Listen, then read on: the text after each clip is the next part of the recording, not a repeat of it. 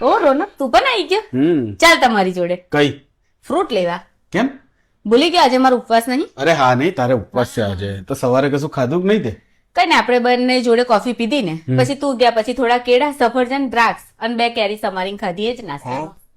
નાસ્તામાં આવ્યો પછી જમવામાં કશું જમ્યું બપોરે? જમવામાં તો મેં બહુ લાઇટ બનાવ્યું હતું. જો સાબુદાના પલાળ્યા ને એટલે એનાથી 3 વસ્તુ બનાવી દીધી. સાબુદાના ખીચડી, સાબુદાના ખીર ને સાબુદાના વડા બનાવી દીધા.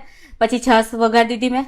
પછી રસ કાઢી દીધો કેરીનો. રાજગરાનો લોટ બાંધ્યો તો રાજગરાની પૂરી બનાવી દીધી. થોડો રાજગરાનો શીરો બનાવી દીધો તો બસ આટલું જ. નહીં બહુ બહુ ખાધું. લાઈટ ખાધું હા તે બિના. ગરમી તો જો યાર, ના ખવાય. ઉનાળો તો જો મને. હમણાં બપોરે ઉઠીને પછી કઈ કર્યું ચા નાસ્તા જેવું? ઉઠીને તો મેં ખાલી છે ને રોનક 1 કપ કોફી બનાવી અને કેળાની વેફર ખાધી અને ફરારી બાલાજીનો મસ્ત તીખો તીખો ચેવડો ખાધો. બસ આટલું જ. હવે આ સાંજનું રહ્યું તો આપણે 4-5 આઈસ્ક્રીમ લઈ આવીએ થઈ રહેશે 4-5 થઈ રહેશે. અલગ અલગ ફ્લેવરના જાંબુના ને એના અને ફ્રૂટ લઈ આવીએ જ્યુસ માટે.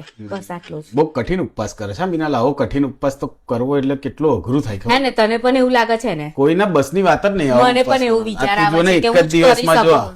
કેટલી હા, થઈ ગયા. સાચી વાત જો છે. ગાલ બાલ બધા અંદર જતા રહ્યા. જો ના થાય, કોઈથી ના થાય આવો. સાચી વાત. મને પણ એવું જ લાગે આ ઉપવાસ કોઈથી પોસિબલ જ નહીં. મારથી જ થાય. કરી કેવી રીતે શકે છે પણ? અરે યાર, પણ મને એક મહારાજે કહ્યું હતું કે બેન તમારે તમારા ઘરવાળા જો લડવાની તાકાત જોવે ને, પાવર, તો તમારા મંગળવાર કરવાનો અને આટલું બધું જમીન જ કરવાનો તો પાવરફુલ બનશો અને ખૂબ તાકાત આવશે.